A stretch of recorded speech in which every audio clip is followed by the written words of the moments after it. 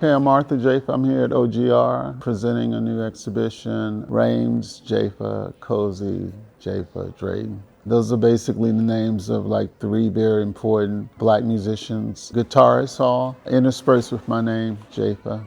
Rames after Arthur Rames, Jafa, Cozy after Pete Cozy, Jafa, Drayton after Ronnie Drayton. I guess it's a bit of a homage to those three guitarists. They're all very significant guitarists, all electric guitarists, all in jazz rock context. In some ways, it's about a certain kind of latent potentiality or unrealized potentiality or partially realized potentiality in the sense that all of those guitars, first of all, they're black, obviously, and they're black guitars. They're all post-Hendrix. In a way, they could have easily stood in for some of the things that one could imagine Jimi Hendrix would have gotten to if he had lived. Most times people are very surprised that Jimi Hendrix was really only around 3 years as a public figure from 67. He died in 1970s, basically about 3 years. And it's one of the great instances in popular culture in general, but specifically in terms of Black American music, of a person whose potential, we got a glimpse of it, but we didn't really see the full sort of expression of it. It's something I think about a lot in relationship to black artists in general, but specifically in relationship to artists like a Charlie Parker or a Jean-Michel Basquiat, where you see this explosion of possibility fully realized, but you never really get a sense of what they could have done, would have done if they had lived longer. Almost as if there's a certain kind of overdetermined, like short-term nature of it, those kinds of explosions.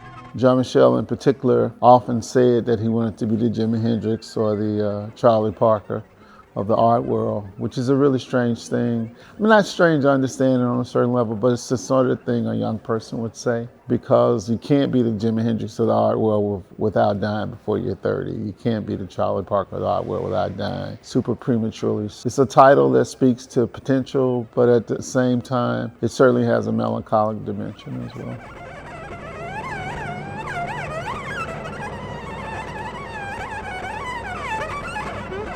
Well, Amir Baraka has this thing he used to say, he called it the ever-changing saying, talking about Black American culture, the ever-changing saying. Something about the kind of cyclic or repetition in terms of states of being and stuff. Agidra is a work that was pretty much developed during COVID. It wasn't intentionally sort of imagined as a work about COVID or about the pandemic. A number of people said that there seems to be something very pandemic about it. I guess for me, more than anything, it's like a term that I like to use in relationship to Agidra's discrepancy. The process of making it was a process wherein I worked with this special effects company from France called Booth. They typically work on things like The Matrix and things like that. They do big Hollywood films, and typically when they work on a big project, they're given a very precise, detailed plan of what it is they're supposed to be executing. But when I met Pierre Leboeuf, the head of Booth, we kind of hit it off and we said we want to do something together, but we didn't have any specific kind of like concrete objective. We just started talking.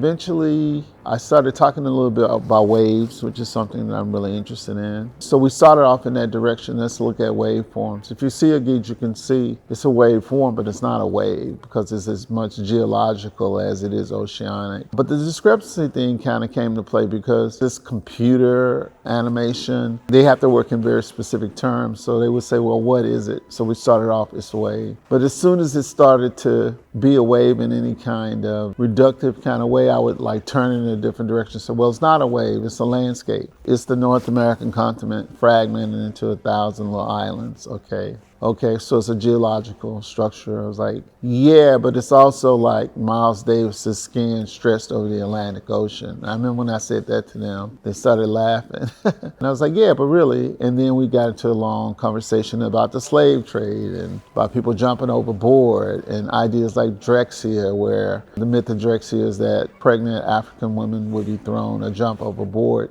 and they would give birth to these babies underwater, and so the underwater civilization would start. So that's why I go back to the term discrepancy, because I never really want to make work that has what I call remedial reading, a meaning. I never want to make like A is for apple, B is for ball, C is for cat, So I want to make things that are less declarative. They're not so much making a pronouncement. more like things that are trying to occupy a state of being that I find familiar as a black person. In the case of Agidra, that discrepancy thing is really about trying to make a thing that has a state wherein the alignment between how it presents itself and what it is not necessarily linear or in sync. One of my metrics of making good work is to make work where, I used to say you want to make an artifact that's powerful enough so that if a Christian stood in front of it, they would fall to their knees, but if a Muslim stood in front of it, they would fall to their knees as well. I'm not sure, exactly how much I'm achieving that successfully, but that's one of my goals and one of my ambitions.